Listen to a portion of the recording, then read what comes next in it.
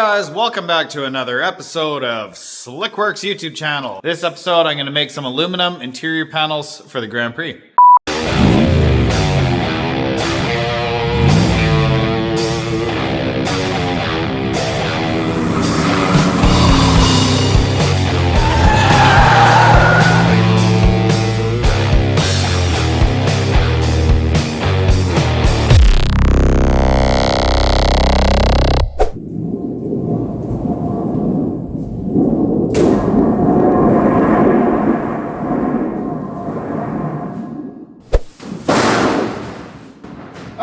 Here's my interior panels, and I gotta say, I love how this space is usable now. This whole area used to be full of parts of the Daytona, so loving this.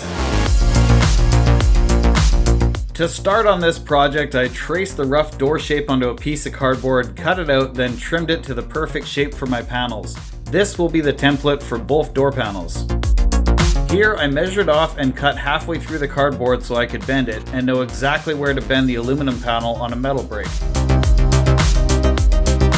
After trimming the bottom off the cardboard door panel, my final shape was finished for the doors. The door locks have room to function and it is cut to clear the A-pillar when the door is latched.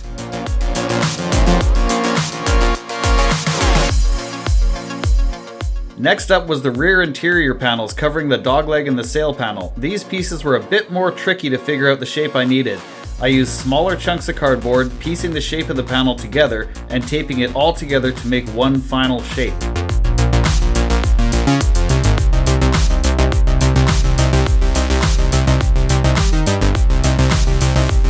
Next, I had to cut off the seat mounting tabs as these hooks stuck out of the backrest panel and would not allow a sheet of aluminum to be mounted flat on this area.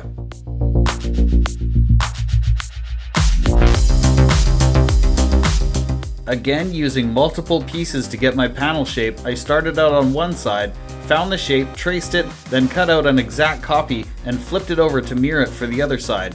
Then trimmed out the middle so the opening passes through to the trunk area. It turned out looking pretty cool.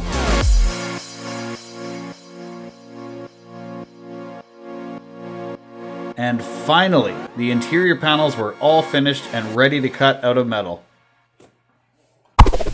Okay, so I got my first template cut out in its cardboard state. So I'm going to go ahead and trace around this with a Sharpie and then cut it out and start figuring out where my rivets are going to go. So I think the easiest way to do that is once I have this general shape cut out, then I'm going to cut out the inside of the cardboard template and leave just the outside with enough structure so it's not flopping all over the place. And then I'll be able to actually see through the panel to figure out where the rivet should go and then transfer that onto my sheet metal.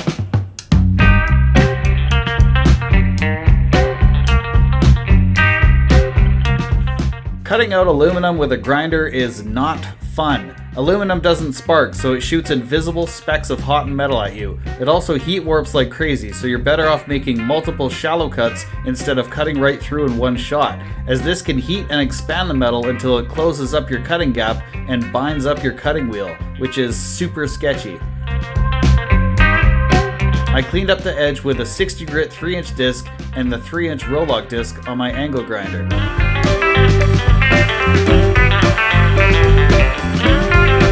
And now that I have my initial shape cut out, I went ahead and cut out strips from the inside of my template to figure out where to put my rivets.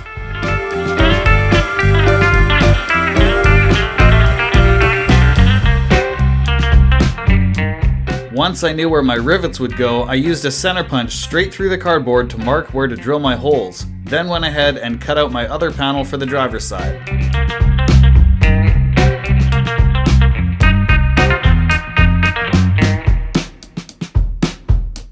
Okay, so here's where we at. We have all three pieces for the back of the car cut out. I got one of the door skins cut out right now. The other one is identical, of course, the only difference being that one, it's gonna be bent this way, and the other one, it's gonna be bent this way. And yeah, I was thinking I might make some little caps to go over there with just 1, 2, 3, 4, 5, 6 rivets. That should look pretty good. But I'm gonna stop cutting aluminum for now because it's kind of dragging on, to be honest. So I have all the pieces here for the back end, so I'm going to go ahead and install those. I've already placed this one here. It's just kind of loosely placed in there, so I got to make sure that's lined up as good as I can get it. And yeah, start drilling holes, start pounding some rivets in there. And yeah, once the rear end's done, then I'm going to bring the roll cage over from the paint booth and drop it in and drop some bolts through it. Yeah, exciting, very exciting. And finally, it is time to drill holes and pop some rivets through these panels to get them installed. This is when all the technical work making the templates pays off.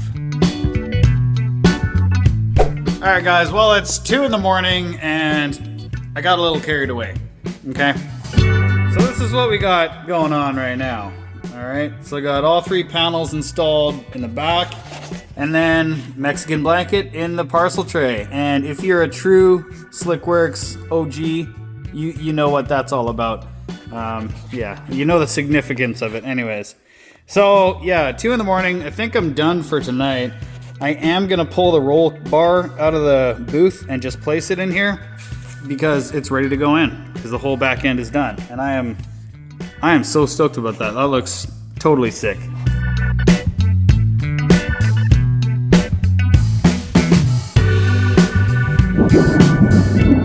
Okay, door number 2, coming right up.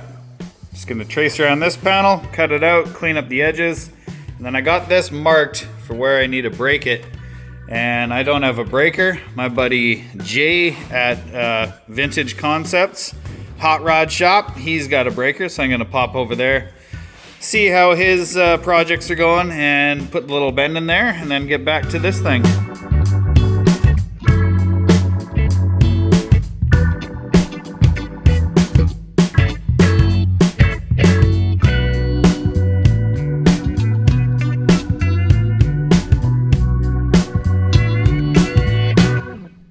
Okay, time for a little weight reduction experiment. I'm gonna hack down this door and see if the weight savings are worth the effort.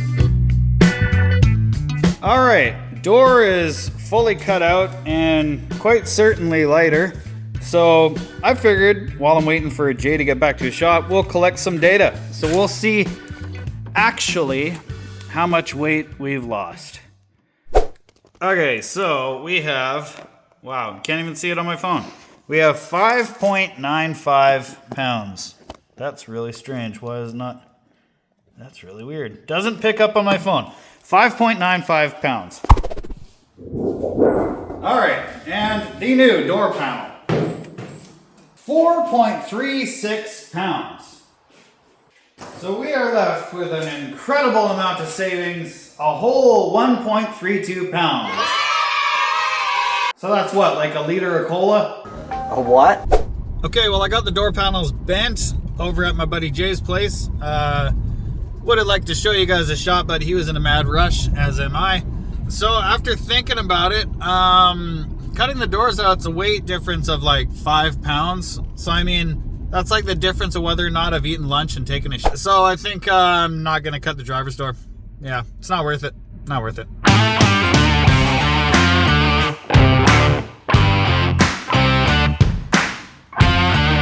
Well, I gotta say, if you're ever in the mood to completely destroy your wrist, spend a few days squeezing over 300 rivets together. In hindsight, spending the money on a pneumatic rivet gun would have been worth every penny. If I'm ever in a situation where I'm building another race car interior like this is definitely the play.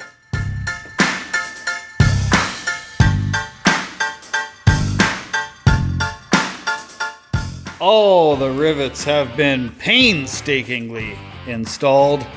And this looks really ugly. So I got an idea. I cut this out of cardboard.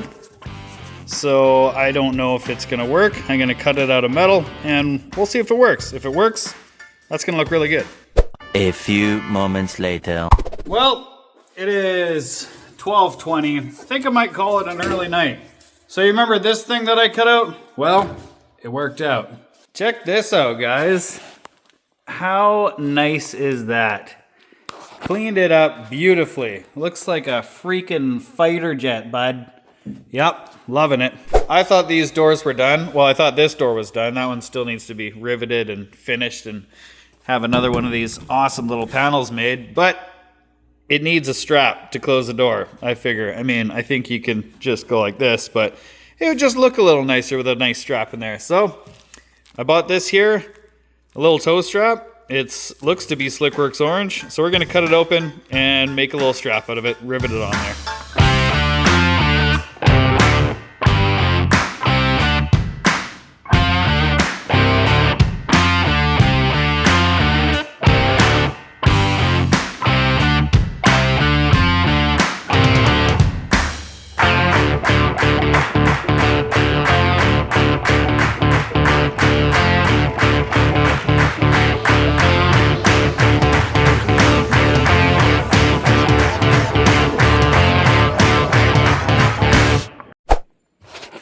Driver's door is riveted on, and now I gotta make this piece for the other side. But because this piece is done, it's gonna be a whole lot easier now because I don't have to use the cardboard. I can just use a thin piece of paper, and then I'll be able to get a truer template of that thing.